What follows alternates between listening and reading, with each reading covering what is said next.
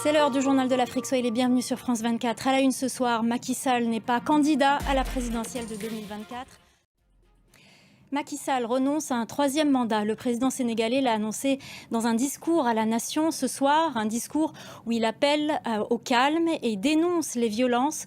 On retrouve tout de suite notre correspondante à Dakar, Sarah Sako.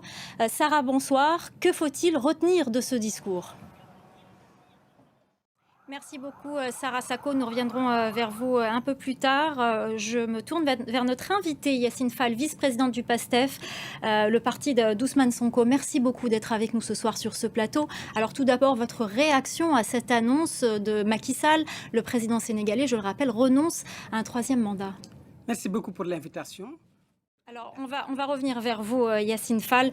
J'aimerais qu'on prenne la direction de Dakar, où Gilles Yabi, politologue, initiateur du think tank citoyen sur l'Afrique de l'Ouest. Wati, bonsoir, monsieur.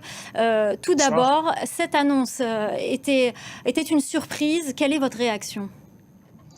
Bonsoir.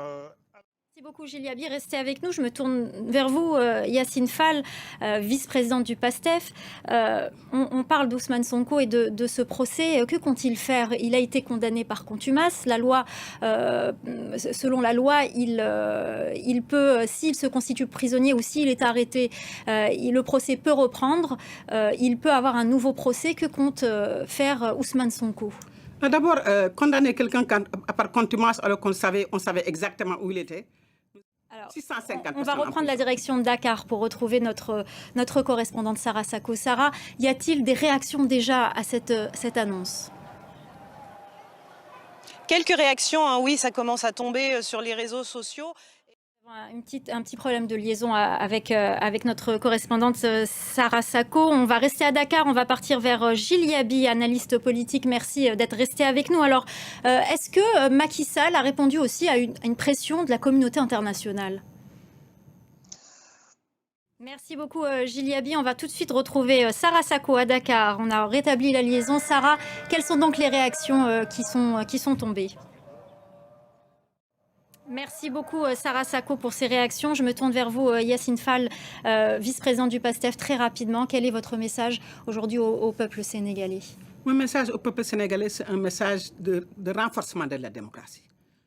Merci infiniment Yacine Fall, vice-présidente du PASTEF. Merci d'avoir accepté notre invitation. Merci de m'avoir invité. Et merci aussi à Gilles Yabi, analyste politique qui était avec nous, et notre correspondante Sarah Sako. Dans le reste de l'actualité, au Mali, le colonel Assimi Goïta a procédé ce week-end à un remaniement partiel du gouvernement. 13 nouveaux ministres font leur entrée. Le Premier ministre Choguel Maïga est maintenu à son poste. Les mouvements armés signataires de l'accord de paix d'Alger et les partis politiques sont quasi absents. La correspondance de Serge Daniel. Voilà, je vous rappelle donc la principale information de cette édition spéciale du Journal de l'Afrique. Le président sénégalais Macky Sall ne se porte pas candidat une troisième fois à la plus haute magistrature. Macky Sall a donc renoncé à un troisième mandat.